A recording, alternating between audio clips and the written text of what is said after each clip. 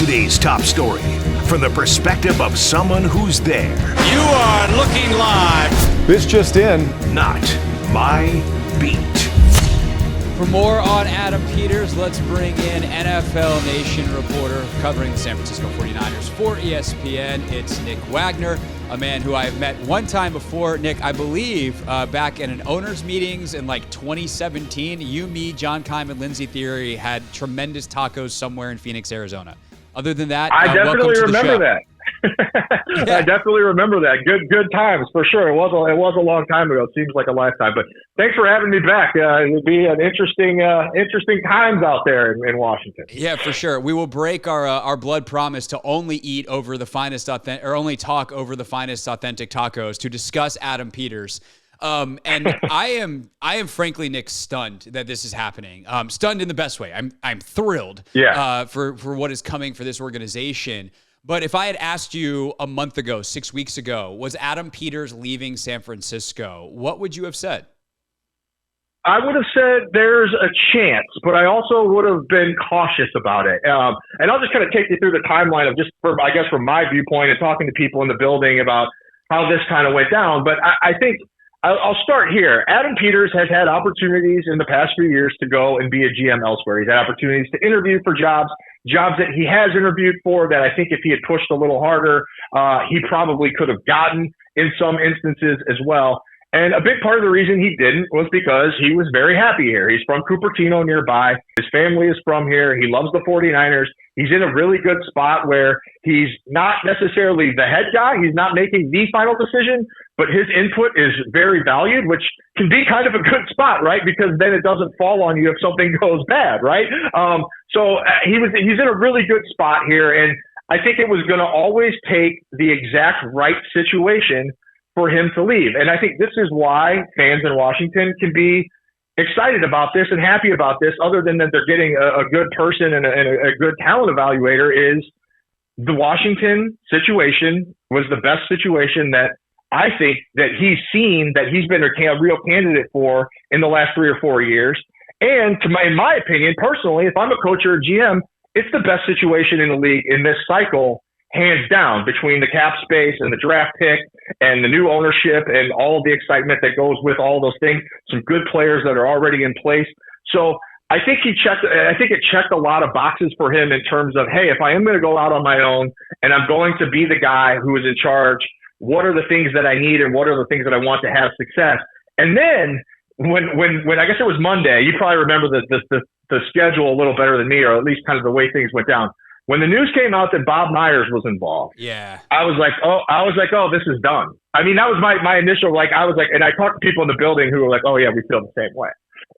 Because Bob Myers and Adam Peters, I don't want to overplay how close they are, but they do know each other. Bob Myers has been around the 49ers organization a fair amount over the last few years. He's just fascinated kind of by how different organizations work, particularly the NFL. And I know he's gotten to know John Lynch. I know that he knows Adam Peters quite well. They're both the UCLA guys. I don't think they were there at the same time, so not like they go back that far. But nonetheless, the ties are there. And once the Bob Myers thing came into play, I was like, boy, I could really see this happening. So I would say that was the first time where I was like, I went from like a 50-50, everything has to be right, to like 95-5. I think he's probably got one foot out the door. Yeah, that was Monday, and it happened basically immediately after they fired Rivera that morning. Next thing you know, they're all in Miami at Josh Harris's palatial estate down there. And next thing you know, here we are on Friday talking about Adam Peters being the new GM of the Washington Commanders. So who is he as a football guy? Like, what role has he had in building the juggernaut number 1 seed that you're about to cover playoff games for? Yeah, I think the top thing is he's a very, very good talent evaluator. And when John Lynch got here in 2017 with Kyle Shanahan, their number one thing was, John Lynch had never been a general manager before, but they brought him in largely because he and Kyle would be on the same page and they felt they could work together well.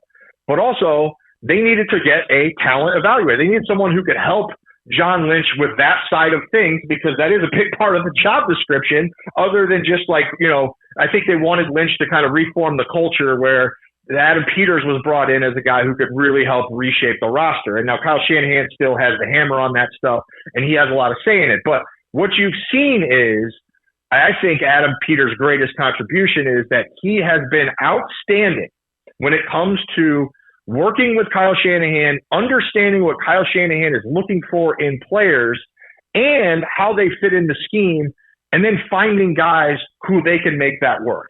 And if you look at the track record, the 49ers, since 2017, they've had a couple of first-round picks that have been really good. Nick Bosa, Brandon Ayuk are namely really good. Haven't been so great otherwise in the first round. They've been okay.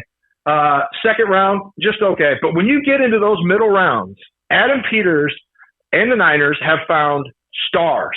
Not just good players, like good role players who can help you out for 4 years and then move on to a decent contract somewhere else, but legitimate stars. Fred Warner in the third round, George Kittle in the fifth round, Dre Greenlaw in the fifth round, Brock Purdy in the seventh round. I mean, there's countless examples that they're finding these guys who are Pro Bowl, All-Pro types, which obviously makes your whole operation more sustainable in terms of having success. And so I think Adam Peters has been instrumental in that. I think they really trust him a lot in terms of when they get to those middle rounds, and maybe Kyle Shanahan just simply does, as a human being, doesn't have enough time to dive that deep into the weeds in the draft. That's where Adam Peters has really played an integral role in helping build out the roster. Nick Wagoner, NFL Nation reporter covering the 49ers for ESPN, is with us here on the Hoffman Show. So that sparks two separate thoughts in my mind, Nick. One, we'll take stars here however we can get them. I think the last tweet you sent was that the Niners have 7 AP all-team or all-pros. Washington hasn't had 7 in 50 years. Like, I think almost literally. They haven't had one since 2015 in Brandon Sheriff. Right. Like, that is remarkable, the amount of talent they've had. But we're also looking at a franchise that does have the number 2 overall pick, and that is seen as pretty essential. Can't mess this up to reboot the franchise. Yep. If you're looking at that number 2 pick and knowing how Peters thinks about football and that this will be ultimately his call, do you have any lean positionally or maybe even more specifically who the Commanders could look at, again, knowing how Peters thinks? Yeah, for head coach, you mean? For the number 2 pick, I do want to ask you the head coach question in a second as well. You mentioned the relationship between he and Kyle, but in terms of the draft, like that number 2 pick, do they need to go quarterback? Like how does Adam Peters look at putting together a roster with an asset that valuable? Yeah, you know what's fascinating is this is almost it almost comes full circle for him in a draft sense, because when he got here in 2017, the 49ers had the number 2 pick. They did. And as Washington fans will remember, and you will remember, Craig, very well, they're waiting on Kirk Cousins. So they did not intend to draft a quarterback that year. They intended to roll with Brian Hoyer, draft C.J. Beathard in the third round, and then wait for Kirk Cousins to come. Of course, history changed things a bit when Jimmy Garoppolo, they traded for him and all that. And we all know how it played out from there. But I do think there's a lesson to be taken from that. And I think Kyle Shanahan in an honest moment would say, well, yeah, I mean, obviously with hindsight, we wish we had looked closer at Patrick Mahomes or Deshaun Watson or whoever in that draft, that quarterback. Obviously, Mitch Trubisky was the guy who ended up going 2. The Niners traded down from 2 to 3 before Trubisky went. But that's neither here nor there. But I say that because I think Adam Peters probably learned a lesson of like, hey, if you're in this spot and you have an opportunity to get your franchise quarterback now, you've got to do it. Now, that's not to say that, maybe he doesn't love any of them. Maybe he thinks they can trade down and get somebody he likes a little better than who they could get it to and get extra picks. I mean, so he's kind of seen and done it all, because the 49ers have done the thing where they've traded down in the example I just gave. They've also done the thing where they traded up with Trey Lance.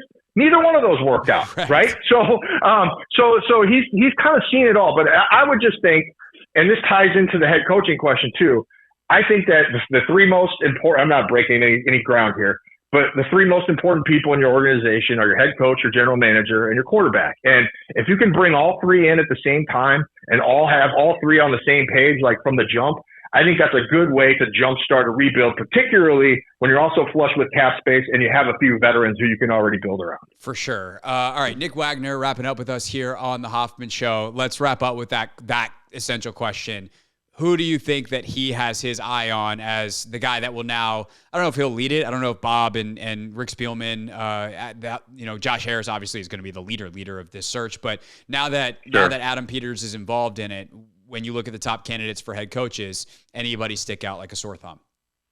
Yeah, I mean, there's 2 names that are obvious. One I know is already making the rounds there, and everyone is already kind of slam dunking it, which is Ben Johnson from Detroit, and I think it makes a ton of sense.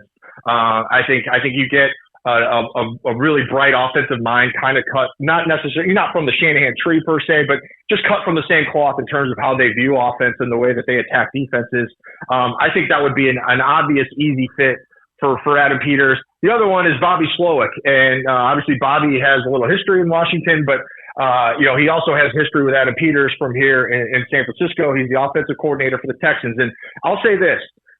Bobby Slowick, there used to be, I'd say before 2017, people would look at a guy like Bobby Slowick and say, it's too fast. He's rising too fast. We can't hire him as a head coach yet, right? Sean McVay changed that. I think the Rams showed everybody that if you like the guy and you think he's got a bright future, you just hire him. And so if you're looking at as a team like Washington and you're saying, we have the number 2 pick, we're probably going to draft a quarterback. It'd be great if we could get somebody who's proved that they can help nurture a quarterback and get the best out of him already.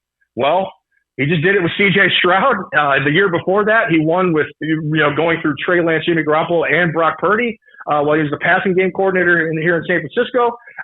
So Bobby Slowick's one of the smartest coaches I've ever come across, even for being so young in my time in this business. And so I would guess that Johnson is the favorite. I wouldn't completely count out Bobby Slowick. That's just from me kind of knowing how Adam Peters thinks, how intelligent he is, and also the ties that he might have to Bobby Slowick. You sound like me in 2016 when I was still on the beat and I was talking to people about Sean McVay with what you just said about Bobby Slowick. Like that was kind of eerie, Nick, but that's fine. There are worse things to be eerie about than similarities of brilliant young assistant coaches. Slowick's going to get a job somewhere. Super smart. Definitely wouldn't be mad if it's here. Yeah. But I'm glad to hear you say, as someone who covers that Shanahan offense every day, that Johnson is kind of cut from the same cloth, because that's certainly what it looks like from afar, from our vantage point here, watching both teams.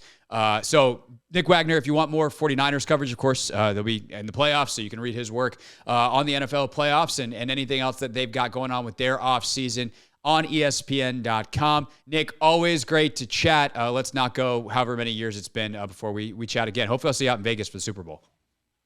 Sounds good, Craig. Talk to you. What's up, kiddos? It's your boy Clinton Yates from ESPN. It's the Hoffman Show on the Team 980. Tell your mama I said what's up.